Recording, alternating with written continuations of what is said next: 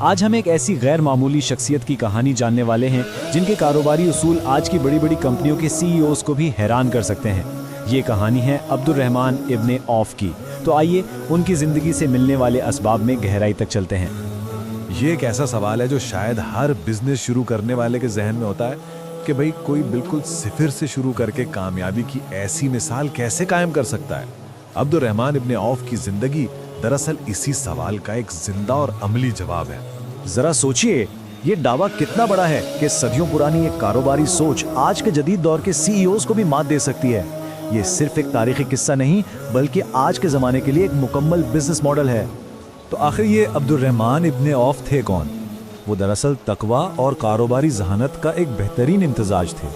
ایک طرف تو وہ ان عظیم ہستیوں میں سے تھے جنہیں دنیا میں ہی جنت کی خوشخبری مل گئی، اور دوسری طرف وہ ایک غیر معمولی طور پر ذہین اور محنتی بزنس مین تھے۔ تو چلیے ان کی کہانی کے پہلے حصے کی طرف بڑھتے ہیں جو ان کے سفر کے ڈراماٹک آغاز کو بیان کرتا ہے۔ یہاں سے ان کے سفر کا آغاز ہوتا ہے۔ ذرا تصور کریں، اپنی ساری جمع پونجی، گھر بار، سب کچھ اللہ کی خاطر پیچھے چھوڑ کر ایک نئے شہر میں پہنچنا، اور وہ بھی بالکل خالی ہاتھ۔ یہ تھی ان کی کہانی کی شروعات۔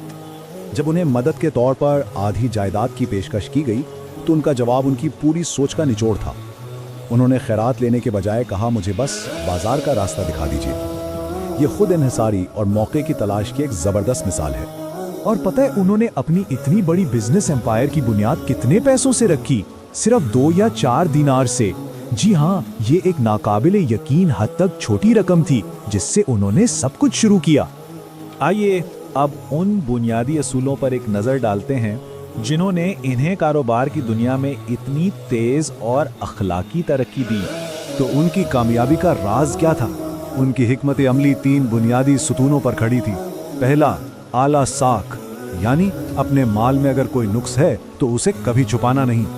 دوسرا، زیادہ مال بیچ کر کم منافع کمانا تاکہ کیش فلو تیز رہے۔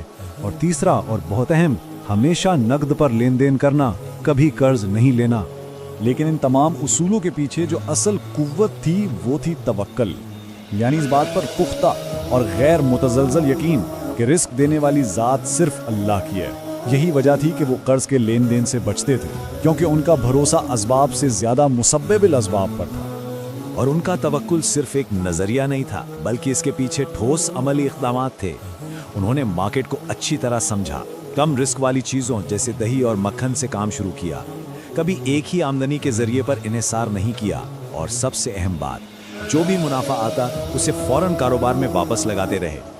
اب اس بات پر آتے ہیں کہ وہ اپنی دولت کو دیکھتے کیسے تھے اور اسے استعمال کہاں کرتے تھے۔ صرف یہ ایک عدد 700 ان کی سخاوت کا پیمانہ بتانے کے لیے کافی ہے۔ 700 اونٹوں پر لدا ہوا ایک پورا کا پورا تجارتی قافلہ انہوں نے ایک ہی لمحے میں اللہ کی راہ میں دے دیا۔ اور یہ کوئی ایک بار کا واقعہ نہیں تھا، انہوں نے کئی بار اپنی آدھی دولت اللہ کی راہ میں دے دی، بڑی جنگوں کے لیے فوج کے آدھے اخراجات خود اٹھائے، اور معاشرے کے سب سے کمزور لوگوں کا ہمیشہ خیال رکھا۔ یہ ان کی زندگی کا معمول تھا۔ ان کے نزدیک دولت ایک مقصد حاصل کرنے کا ذریعہ تھی، خود مقصد نہیں۔ وہ اس سے بالکل بھی جڑے ہوئے نہیں تھے بلکہ اسے ایک اعلیٰ مقصد کے لیے استعمال کرتے تھے، جبکہ خود انتہائی سادہ اور عاجزی والی زندگی گزارتے رہے۔ ان کی دولت کا اندازہ صرف اس بات سے لگائیں کہ ان کے انتقال کے بعد جب وراثت تقسیم ہوئی تو صرف ان کی 4 بیویوں میں سے ہر ایک کے حصے میں 80,000 سونے کے دینار آئے، کل ملا کر 3,20,000 دینار، اور یہ رقم بچوں اور دوسرے وارثوں کے حصے کے علاوہ تھی۔ تو چلیے اب آخری حصے کی طرف چلتے ہیں اور دیکھتے ہیں کہ ان کی زندگی کی اس مثال سے آج کے دور کے لیے کیا عملی اسباق ملتے ہیں۔ یہاں 2 مختلف سوچ کے انداز بالکل واضح ہیں۔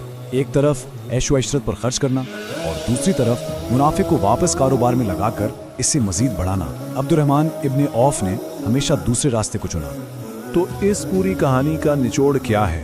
چند اہم نکات: اللہ پر کامل بھروسہ یعنی توکل، کاروبار میں ایمانداری اور اخلاقیات، منافع کو واپس کاروبار میں لگانا، اور مارکیٹ کی ضرورتوں کو پہچان کر انہیں پورا کرنا۔